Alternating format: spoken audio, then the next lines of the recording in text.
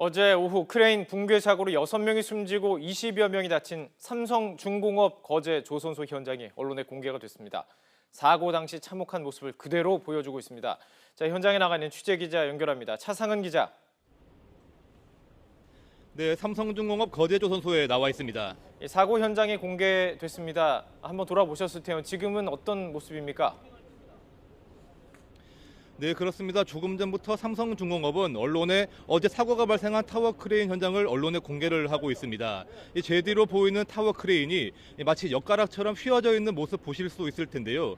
참혹했던 당시 상황을 그대로 보여주고 있습니다. 삼성중공업은 현장 공개에 앞서 연 브리핑에서 타워 크레인과 골리앗 크레인이 부딪히며 사고가 발생했다고 밝혔습니다. 두 대의 크레인이 함께 움직이려면 크레인 기사와 신호수가 서로 사인을 주고받아야 하는데 이 과정에서 혼선이 빚어져 충돌한 것으로 추정된다고 삼성중공업 관계자는 설명했습니다. 현재 경찰 조사가 진행 중이기 때문에 정확한 사고 원인을 단정짓기는 어렵다는 말도 덧붙였습니다. 사고를 다시 한번 정리하면 건조 중이던 석유 시추 구조물 위로 타워 크레인이 넘어졌고 인근에 있던 근로자 6명이 숨지고 25명이 크고 작은 부상을 당했습니다. 사상자 대부분은 휴일 특별 근무에 투입된 삼성중공업 협력업체 직원이었습니다. 임시로 설치된 흡연실에서 잠시 담배를 피우려고 모여 있었는데 하필 크레인 구조물이 그곳에 떨어져 인명피해가 더 커졌습니다. 그렇군요. 자, 이제 앞으로 경찰 수사를 통해서 정확한 원인을 밝혀야 될 텐데요. 앞으로 수사는 어떻게 진행이 됩니까?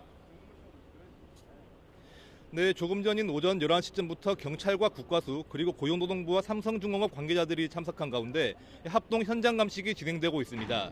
이번 합동 감식은 정확한 사고 원인과 당시 상황 그리고 현장 관계자들의 과실 여부를 따지기 위해서 진행됩니다. 이 수사 결과 발표에는 오랜 시간이 걸릴 것으로 보입니다. 이에 앞서 사고를 수사하고 있는 경찰은 거제경찰서장을 본부장으로 수사본부를 차렸습니다. 이 수사본부는 어제 사고 이후 현장에서 작업한 크레인 기사 12명에 대해 1차 조사를 마쳤는데요. 이 경찰은 사고 원인에 대해서는 아직 정확하게 밝혀진 것이 없다고 밝혔습니다. 하지만 크레인이 서로 부딪혀 사고가 난 만큼 크레인 기사나 신호수, 현장 근로자 등을 상대로 크레인이 정상적으로 작동했는지를 집중 조사할 계획입니다.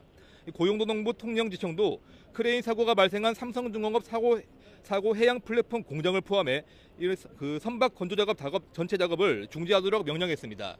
지금까지 삼성중공업 거제조선소에서 YTN 차상은입니다.